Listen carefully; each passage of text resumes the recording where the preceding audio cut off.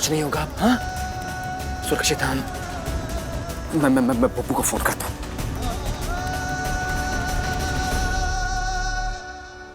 बब्बू सुन, मैं तुझे ना लोकेशन भेज रहा हूँ। अच्छा सुन, वहां पर एक गाड़ी भेज दे। बब्बू लिसन टू मी।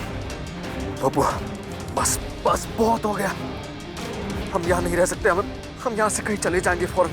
तू बस गाड़ी भेज दे।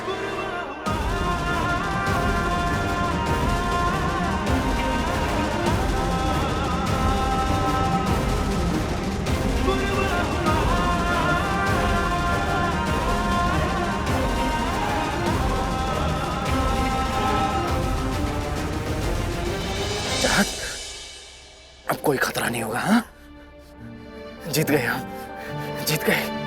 चाहत प्यार से नफरत करने वालों की हार हुई। अब हम तुम्हारे बाबा को ना निर्दोष भी साबित करेंगे और यहां से कहीं दूर दुनिया के किसी कोने में अपना घर बनाएंगे।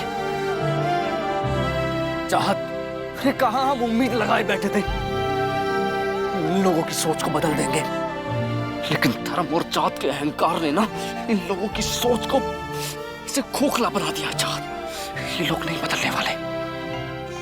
चाहत धर्म और प्यार करने वालों की जंग ना हमेशा ऐसी चलती रहेगी, लेकिन हम हार नहीं मानेंगे। चाहत ये नफरत करने वाले ना हमारे प्यार को कुर्बान नहीं कर पाएंगे।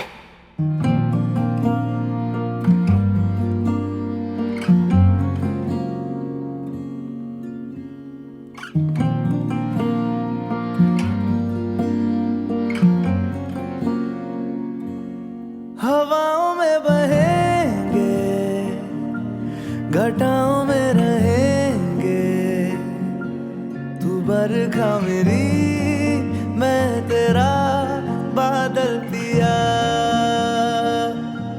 जो तेरे ना हुए तो किसी के ना रहेंगे, दीवानी तू मेरी, मैं तेरा पागल पिया। कलंक नहीं इश्क है काजल पिया, कलंक नहीं इश्क है काजल पिया।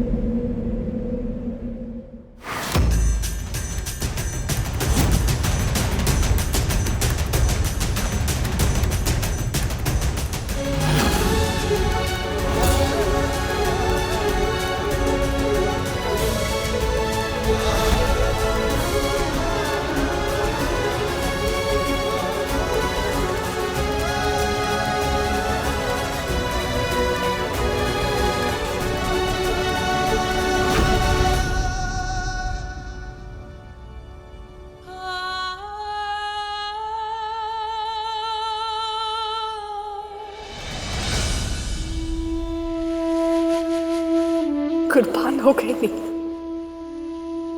मोहब्बत की हार हुई है और नफरत की जीत। मजहब की जंग में एक और मोहब्बत कुर्बान हुई।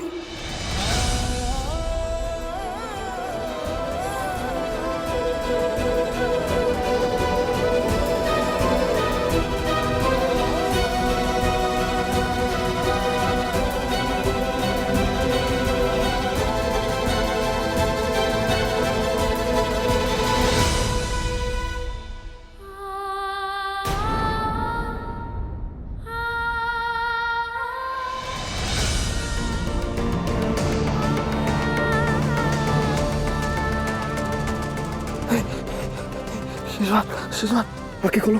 चाहत चाहत तुम्हें मेरे लिए जीना होगा। चाहत चाहत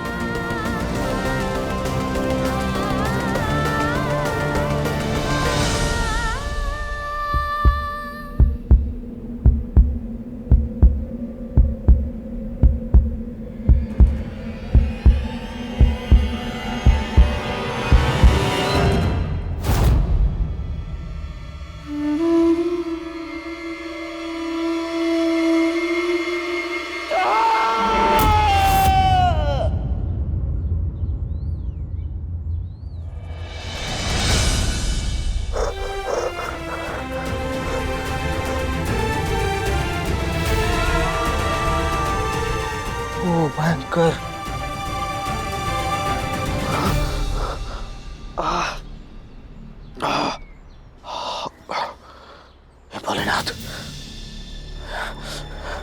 ये तो सपना था। मैं एक मुसलमान हूँ मामी। पेट की चोरी, धर्म की दुश्मन।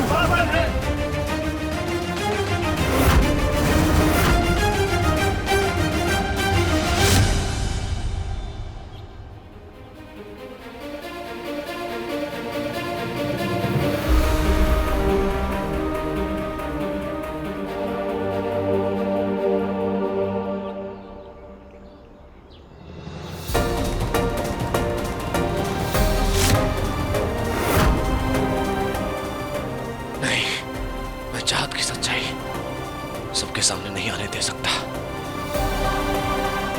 चाहत भले ही अपनी सच्चाई सबको बता देना चाहती हो, लेकिन ऐसे माहौल में किसी को ये नहीं पता चलना चाहिए कि वो मुसलमान है। नहीं, ऐसा नहीं हो सकता, नहीं तो ये सपना सच हो जाएगा।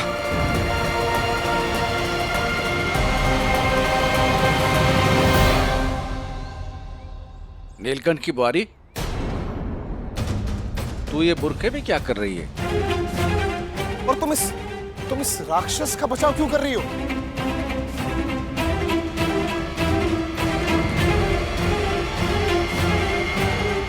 क्योंकि मैं वो चाहत को बुर्का पहनकर आने के लिए मैंने कहा था व्यास जी। जब मुझे पता चला कि बेग यहाँ पर है तो मैंने चाहत को कहा कि बुर्का ओढ़ ले नकाब के साथ, बेग से बातचीत करें और उनको विश्वास दिलाए कि वो चाहत है बेग की बेटी। उनको बातों में उलझा कर रखे जिससे हम बेग को पकड़ पाए। राइट चाहत? नहीं, लेकिन आप चाहत की कोई गलती नहीं है व्यास जी।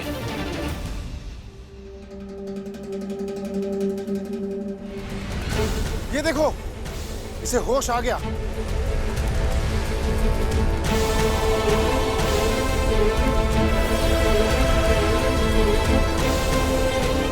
अच्छा किया तूने नीलकंठ की बुआरी, जो तूने इस आतंकवादी को पकड़ लिया,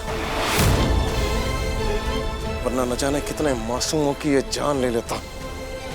शर्म नहीं आई तुझे? हमारी देवों की नगरी देवप्रयाग को तू लहूलुहान करना चाहता है? अरे सरस्वती के प्राण कम पड़ गए थे, जो पूरे शहर वासियों का खून बहाना चाहता है तू?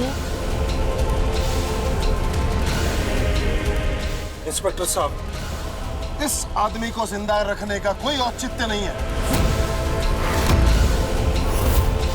खत्म कर दो इस तालाब को। रुके इंस्पेक्टर साहब, वक्त के साथ इन्होंने जो किया ना, वो तो कभी माफ नहीं किया जा सकता। उठ, उठ। ये देखिए, ये तो अपने पैरों पर खड़े तक नहीं हो पा रहे।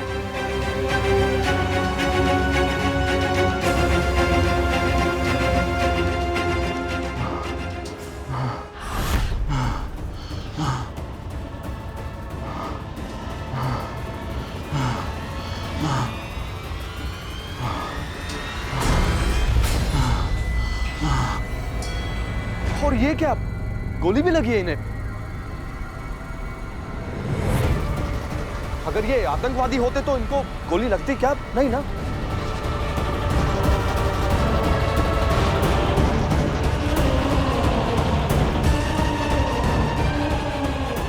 कोई हथियार भी बरामद नहीं हुआ इनके पास से, तो ये आतंकवादी तो नहीं। इंस्पेक्टर, नीलकंठ ठीक कह रहा है।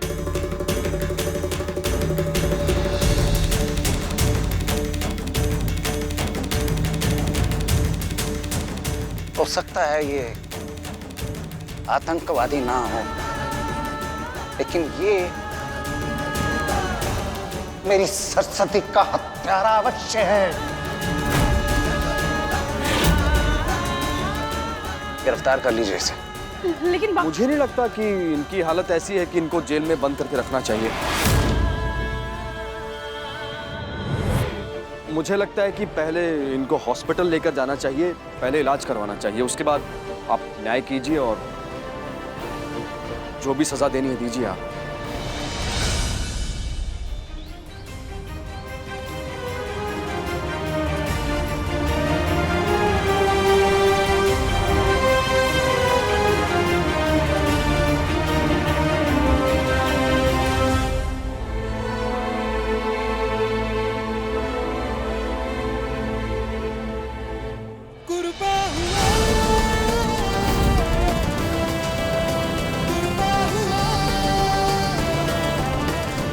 नीलकंठ की बुआरी,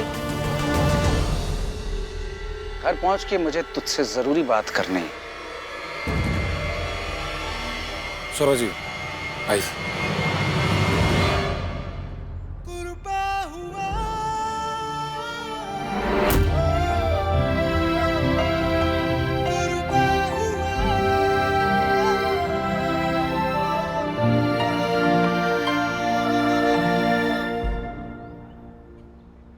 पुलिस वाले तो अब बेग को अस्पताल ले जाएंगे और एक बार वो ठीक हो गया तो वो खुद को निर्दोष साबित करने के लिए जरूर लड़ेगा और ये साबित कर देगा कि उसने सरस्वती को नहीं मारा है बल्कि आपने मारा है। और कहीं उसने पुलिस को ये बता दिया कि सरस्वती को उसके पास आप पहले से ही जख्मी हालत में ले गए थे तो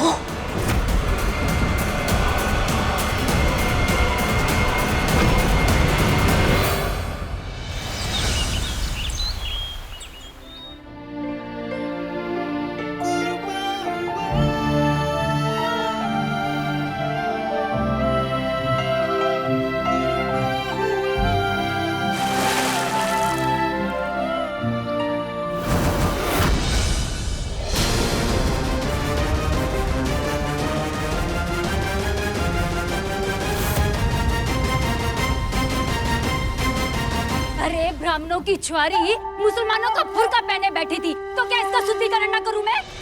हम अब चाहत की नियत भी तो देखिए ना। इसने जो भी कुछ किया परिवार की भलाई के लिए किया ना। तू बीच में ना बोल लाटे। हर बार चोरू की तरफदारी नहीं चलेगी। रुको।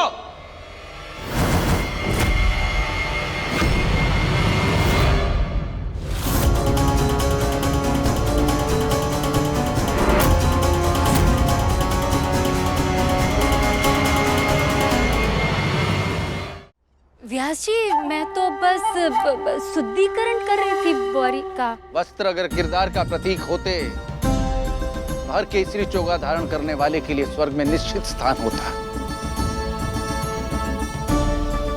नीलकंठ की बुआरी ने वो बुर्का केवल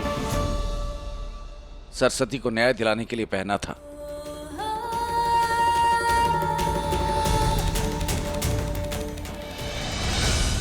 इस बच्ची ने अपने प्राणों की चिंता ना करते हुए उस राक्षस का विरोध किया। इसने वो कर दिखाया जो ना सरस्वती का पिता, न भाई और न पति कर पाया।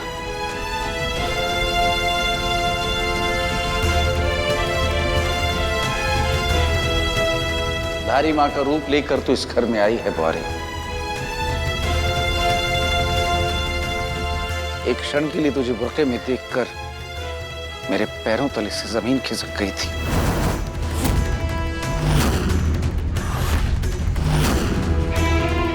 लेकिन जब नीलकंठ ने बताया कि वो सब तूने केवल दरगाह में जाने के लिए किया ताकि तू उस राक्षस को पकड़वा सके, तो मुझे सबसे अधिक दुख इस बात का हुआ कि मेरे मन में तेरे बारे में शंका आई भी कैसे। मेरी बेटी एक क्षण के लिए भी मुसलमान कैसे हो सकती है?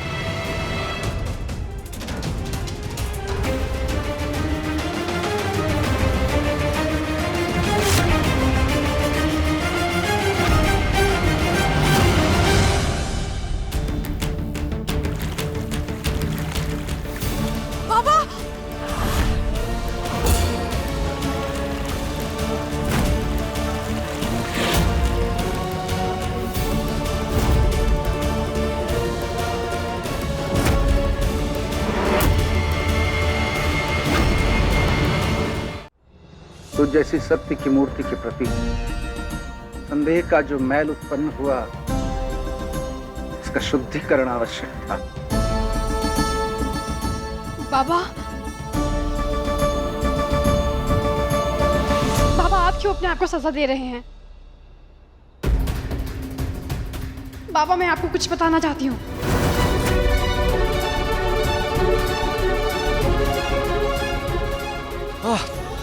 चाहत जो भी कहना है बाद में कह देना। मामा जी आप व्यास जी को अंदर लेकर जाइए, नहीं तो इनकी तबीयत खराब हो जाएगी। अब जी जी आप चलिए, आप अंदर चलिए मेरे साथ। नील प्लीज, नील मुझसे और बर्दाश्त नहीं होता। मैं और झूठ नहीं कह सकती, मुझे पापा को सच बताना है। प्लीज प्लीज प्लीज प्लीज फिलहाल के लिए शांत हो जाओ। हाँ फिलहाल के लिए शांत हो जाओ।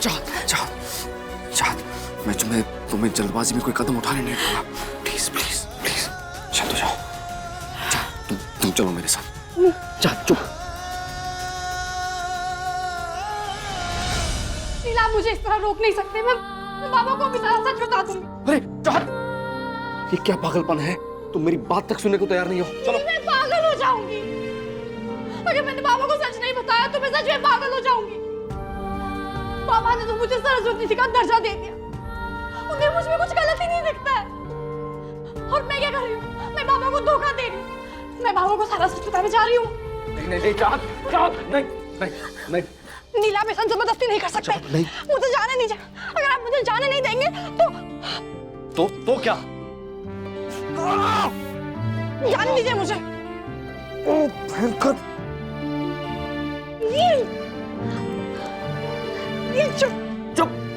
चुप एकदम चुप। मुझे जाना है, नहीं तो मुझे वो गिल्ट मार देगा। नहीं प्लीज। चुप। मुझे ये गिल्ट मार देगा।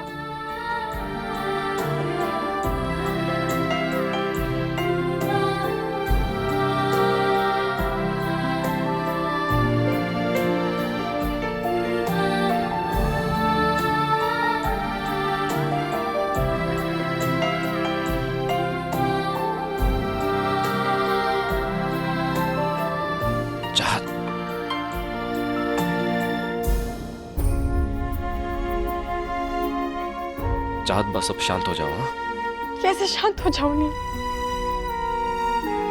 बाबा की गुनहगार हूं मैं। मुझे अपनी आंखों पर बिठा कर रखते हैं वो, और एक तरफ मेरे बाबा जिन्हें ऐसे जुर्म की सजा मिल रही जो उन्होंने किया भी नहीं है। नील बाबा ने सरस्वती दी का कत्ल नहीं किया।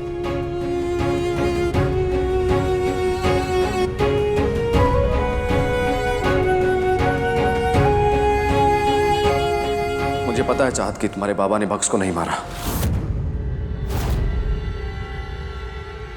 जब तुम्हारे बाबा को गोली लगी थी, वो मरने की हालत में थे ना, तब उन्होंने मुझे सच्चाई बताई। मैंने तुम्हारी बहन सरस्वती को नहीं मारा। मरता हुआ आदमी झूठ नहीं बोलता नीलकंठ।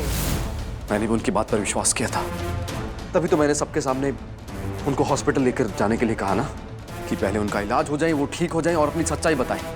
चाहत उसके बाद से ही तो तुम्हारे बाबा के ऊपर से इल्जाम हट पाएगा ना। चाहत प्लीज, चाहत तुम प्लीज व्यास जी को सच्चाई बताने की जिद मत करो। नहीं तो हमें बक्स के असली कातिल को ढूंढना है, और सौगंध है मुझे बक्स की, जिस दिन मुझे वो मिल गया ना, जिंदा नहीं छोड़ूंगा उसको मैं। प्लीज व्यास जी से